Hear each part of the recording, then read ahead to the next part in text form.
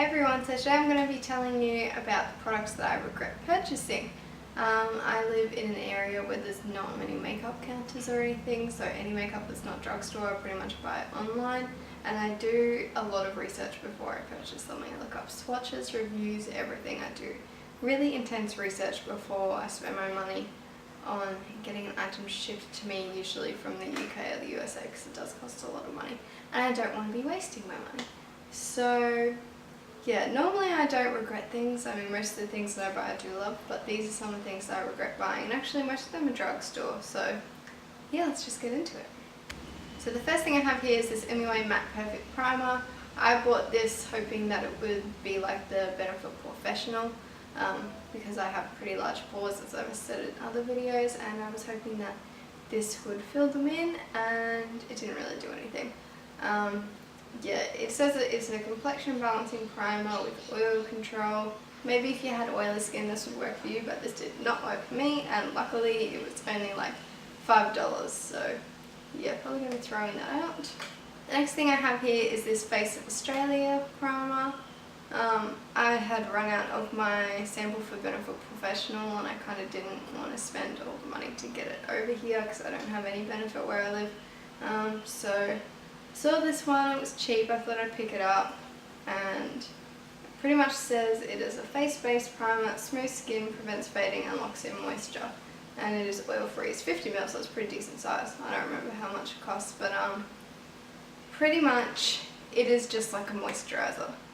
If I put some onto the back of my hand, I don't know if you can see that. It looks like a moisturizer, it feels like a moisturizer. It did nothing at all. I know some people might like a primer like this, but I personally like the more silicone ones because I know that they fill in my pores and any fine lines that I might have. I really didn't feel like this did anything at all. The next thing I have is this Essence Long Lasting Eyeshadow. It's pretty much a cream eyeshadow. I don't think I've ever used this actually. It was pretty dry and super patchy when I tried to apply it. Yeah, it's just really dry and patchy, and it seemed no matter how much I blended it out, it just would not blend. I wouldn't recommend trying these out. Luckily it was cheap. I think most of the stuff that I have is pretty cheap because, like I said, I like to do my research with all the expensive stuff. So yeah, probably won't pick up one of these again.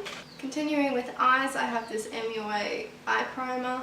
I ordered this in the same order as the face primer. It's 7.5 mils, and again I had run out of my Urban Decay primer potion sample that I got with my Naked palette, and I thought, oh yeah, I'll just try this out because it's cheap. It doesn't work at all. Every time I wear this, my eyeshadow creases so badly and it looks so horrible. It's like it just vanishes from my eyes and it just all collects in my crease and it looks disgusting. So yeah, we'll definitely be throwing this out, and this does not work and I do not recommend trying it. One more thing for the eyes, and this one was surprising actually. I thought I would like this. It is the Simple Kind to Eyes Eye Makeup Remover. This stings my eyes so badly when I use it. As you can see, it's pretty much full. I've barely used any of it. I got another one of this in a subscription box that I haven't touched either. I've used it a couple times. It worked okay to remove my makeup, but it stung my eyes so badly, which is surprising because Simple doesn't normally do that.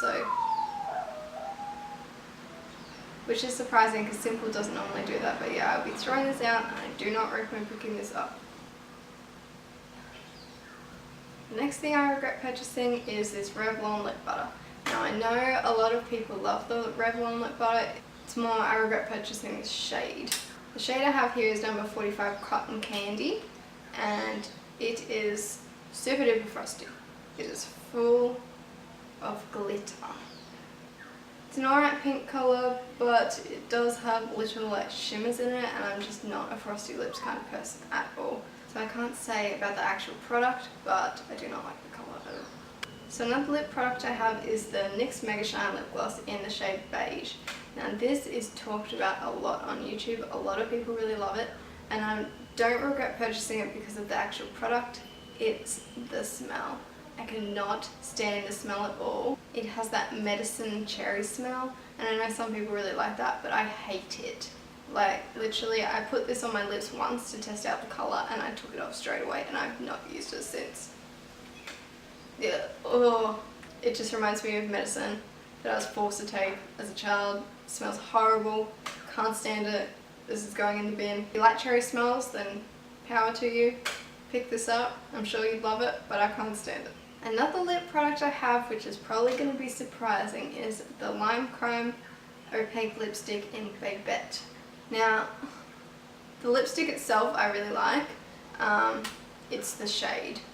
It is a super peachy shade. I researched tons before I ordered this online, and all of the swatches looked way more pink. I expected it to be really light pink, and I opened it and it's a pretty dark peachy colour, like super duper peachy.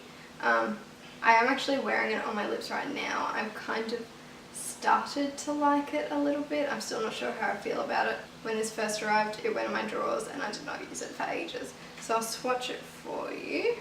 It is super opaque, super creamy. I did wear it yesterday as well. I find that it's a little bit, I don't know if my lips are just dry, but it's a little bit drying. Like towards the end of the day, after a couple of hours, my lips feel a little bit dry. There is a swatch there on the bottom, super opaque. I'm sure you've heard heaps about this lipstick.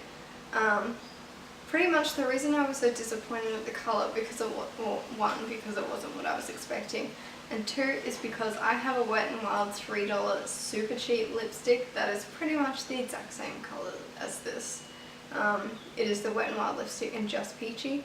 If I knew that this lipstick was this colour, I never would have bought it, because I already have that and it's way cheaper than spending, what was this, like $25 on a lipstick. So yeah, just warning you, this is way more peachier than it looks in pictures, and with pale skin it kind of washes you out a little bit.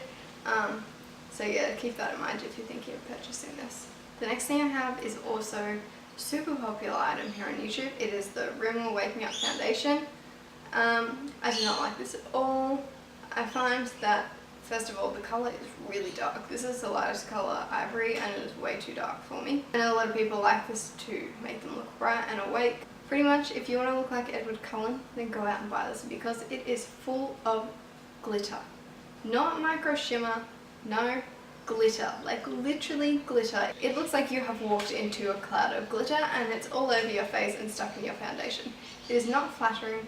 I do not like it at all. I want, yes, bright skin, yes, dewy, yes, glittery, no. I do not want glitter in my foundation. A little bit of shimmer maybe, like the L'Oreal True Match has a little bit of shimmer, I can handle that. This, chunks of glitter, no I cannot. Now the last thing I have here are two e.l.f. blushes. It's pretty much just the e.l.f. blushes in general. I know that they are really, really cheap, but for me personally, they have no pigmentation whatsoever. This one here in Candid Coral, which looks like a really, really nice coral colour. But when I swatch it and put it on my skin, I see nothing except gold shimmer. Yeah, I could layer this and layer this and layer this. I still see nothing but gold shimmer. None of the nice peachy colour comes off at all. Yeah, don't like it. I actually don't know what colour this one is. I think it's Tickled Pink, I think. So I bought this one recently because they now stock e.l.f. at Kmart and it was about $8, so I thought maybe it was just that colour, I'll try out another one. It's a really nice pink with a little bit of shimmer, but again, it does not show up on my skin at all, so I'll swatch that one for you.